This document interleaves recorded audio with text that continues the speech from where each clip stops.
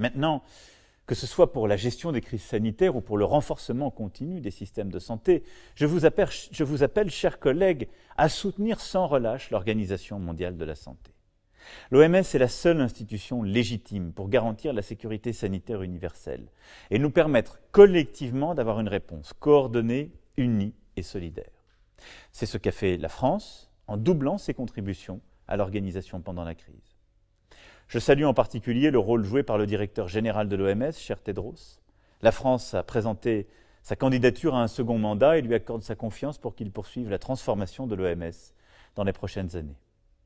Ces derniers mois, ces dernières années ont vu se développer une conversation passionnante qui nous a permis de faire réfléchir les décideurs du monde entier à la gouvernance de la santé mondiale et à la préparation aux pandémies. De nombreuses propositions sont sur la table qui convergent notamment sur l'importance de renforcer l'OMS dans son rôle de coordination scientifique, d'instance normative, dans une approche une seule santé et sur la nécessité de lui donner davantage de moyens pour agir. Des moyens financiers avec des contributions plus importantes, des moyens sous forme d'accès aux données, car les États membres de l'OMS ont la responsabilité de mettre en œuvre ces directives, mais aussi de lui transmettre toutes les informations nécessaires pour les éclairer, des moyens pour s'assurer de la bonne préparation sanitaire universelle, ce qui nécessitera un mécanisme de revue par les pairs. Enfin, comme toute organisation internationale, l'OMS doit garantir l'implication active de ses États membres, notamment en temps de crise. C'est pourquoi la France soutient la mise en place d'une commission permanente du Conseil exécutif de l'OMS sur les urgences sanitaires et appelle à un positionnement ambitieux de ce dernier pour nous permettre d'être collectivement prêts quand une urgence se présente. Pour permettre à l'ensemble de ces réformes d'être ancrées dans le droit pour l'avenir, je suis favorable à l'adoption, sous l'égide de l'OMS, d'un accord international juridiquement contraignant.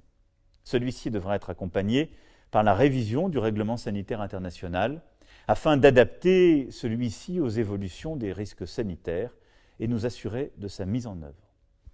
Je compte sur l'ensemble des États membres de l'OMS et sur la capacité d'entraînement de son directeur général pour mener à bien l'ensemble de ces chantiers.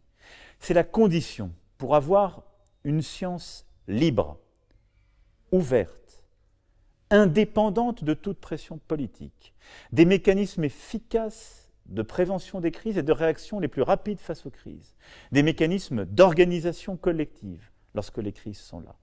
Cela vaut pour la pandémie actuelle, mais cela vaut pour tous les défis auxquels nous aurons à faire face. Pandémie nouvelle, mais interaction entre les déstabilisations de notre biodiversité et de la santé humaine. C'est notre responsabilité, non pas d'attaquer l'organisation, mais de la parachever, de la renforcer, de la rendre plus indépendante et forte afin de bâtir ensemble un monde plus sûr pour nos enfants et pour les générations futures. Je vous remercie.